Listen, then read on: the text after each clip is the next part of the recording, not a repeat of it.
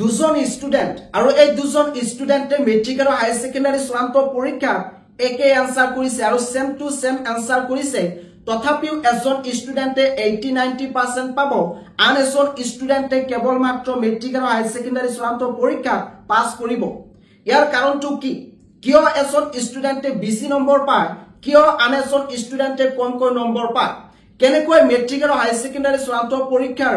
answer sheet check কৰা হয় এই বিষয়ে এইটো ভিডিও যেতে বিতংকৈ আলোচনা কৰিব বিচাৰিছো তোমালোকে যদি এই বিষয়ে জানিব বিচৰা তেতিয়াহলে স্কিপ নকৰাকৈ সম্পূৰ্ণ ভিডিওটো চাবা যিজন স্টুডেন্টে মেট্ৰিক আৰু হায়াৰ সেকেন্ডাৰী চূড়ান্ত পৰীক্ষা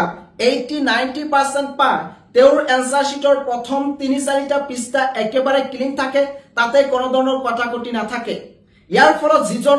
টিচাৰে তেওঁৰ বহি চেক কৰে হেজন টিচাৰৰ ওপৰত এটা গুড ইফেক্ট পৰে যাৰ কাৰণে এইজন স্টুডেন্টে মেট্ৰিক আৰু হায়াৰ সেকেন্ডাৰী চূড়ান্ত পৰীক্ষা ভাল নম্বৰ পায় আৰু যিজন স্টুডেন্টে কোনোমতে মেট্ৰিক আৰু হায়াৰ সেকেন্ডাৰী চূড়ান্ত পৰীক্ষা পাস কৰে তেওঁৰ এনসাৰ শিটৰ প্ৰথম 2-3টা পৃষ্ঠা নাইবা 4-5টা পৃষ্ঠা আনক্লিন থাকে তাত একেবাৰে লেতেৰা থাকে কটাকটি কৰে যাৰ কাৰণে যিজন টিচাৰে তেওঁৰ বহি চেক কৰে চেক কৰা সময়ত তেওঁৰ ওপৰত এটা বেড ইফেক্ট পৰে যাৰ কাৰণে তেওঁ কমকৈ নম্বৰ পায়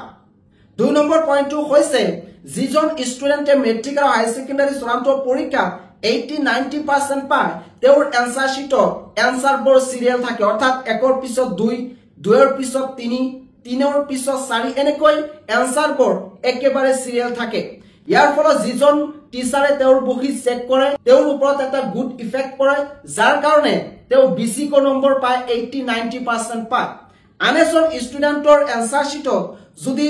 ক্ৰমিক নম্বৰবোৰ সিৰিয়াল নাথাকে অৰ্থাৎ 1ৰ পিছত 10 10ৰ পিছত 15 15ৰ পিছত আকৌ 2 আকৌ 7 এনেকৈ যদি এনসাৰৰ ক্ৰমিক নম্বৰবোৰ সিৰিয়াল নাথাকে তেতিয়াহলে ইয়াৰ ফলত যিজন টিচাৰে বহি চেক কৰিব তেওঁৰ ওপৰত এটা বেড ইফেক্ট পৰিব যাৰ কাৰণে তেওঁ কমকৈ নম্বৰ পায় এইটো মানে এনেকুৱা নহয় যে এজন ষ্টুডেন্টে 1ৰ পিছত 5 5ৰ পিছত 10 এনেকৈ উলটা পুলটা লিখিব নোৱাৰিব হয় লিখিব পাৰিব কিন্তু ইয়াৰ ফলত যিজন টিচাৰে বহি চেক কৰে অৰ্থাৎ এনসাৰ শিট চেক কৰে তেওঁৰ ওপৰত এটা বেড ইফেক্ট পৰে আৰু কমকৈ নম্বৰ পায় গতিকে তোমালোকে যেতিয়া মেট্ৰিক নাইবা হায়াৰ সেকেন্ডাৰী চূড়ান্ত পৰীক্ষাত বহিবা তেতিয়া প্ৰথম 2-3টা পৃষ্ঠা একেবাৰে ক্লিন কৰি লিখিবা তাৰ পিছত তোমালোকে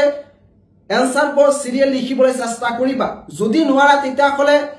সিৰিয়াল নিলিখিলেও হ'ব কিন্তু প্ৰথমতে তোমালোকে একেবাৰে সিৰিয়াল লিখিবলৈ চেষ্টা কৰিবা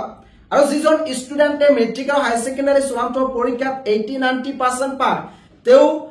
এনসাৰ শিটত গোটেই কেইটা প্ৰশ্ন উত্তৰ লিখিবলৈ চেষ্টা কৰে অৰ্থাৎ যিবোৰ প্ৰশ্ন আহে গোটেই কেইটা প্ৰশ্ন লিখি থৈ আহে ইয়াতে তেওঁ প্ৰথমতে একেবাৰে শুদ্ধ উত্তৰবোৰ লিখে তাৰ পিছত যিবোৰ প্ৰশ্ন অলপ ডাউট আছে সেইবোৰ লিখি থৈ আহে মুঠতে এনসাৰ শিটত এটা প্ৰশ্নৰ উত্তৰ এৰি নিদিয়ে গোটেই কেইটা প্ৰশ্নৰ উত্তৰ ভুল শুদ্ধ লিখি থৈ আহে যাৰ ফলত এজন ষ্টুডেন্টে 80-90% পায় কিন্তু আন এজন ষ্টুডেন্টে ভাবে যে এই প্ৰশ্নৰ উত্তৰ নোৱাৰো এই প্ৰশ্নৰ উত্তৰ নিলিখো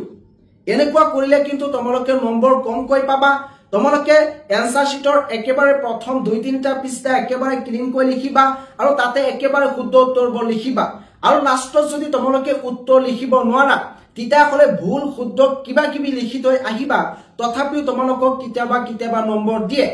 গতিকে তোমালোকে পৰীক্ষাৰ সময়ত এই 3টা পইণ্টৰ ওপৰত গুৰুত্ব দিবা 1 নম্বৰ হৈছে তোমালোকে এনসাৰ শিটৰ প্ৰথম 2-3টা পৃষ্ঠা একেবাৰে ক্লিন কৰি লিখিবা তাতে কোনো ধৰণৰ কটাকটি নকৰিবা 2 নম্বৰ পইণ্টটো হৈছে তোমালোকে সিৰিয়াল লিখিবলৈ চেষ্টা কৰিবা আৰু 3 নম্বৰ পইণ্টটো হৈছে ওয়াল কোৱেশ্চন এটেম্প কৰিবা তাতে এটা প্ৰশ্ন এৰি নিদিবা গোটেই কেইটা প্ৰশ্ন লিখি থৈ আহিবা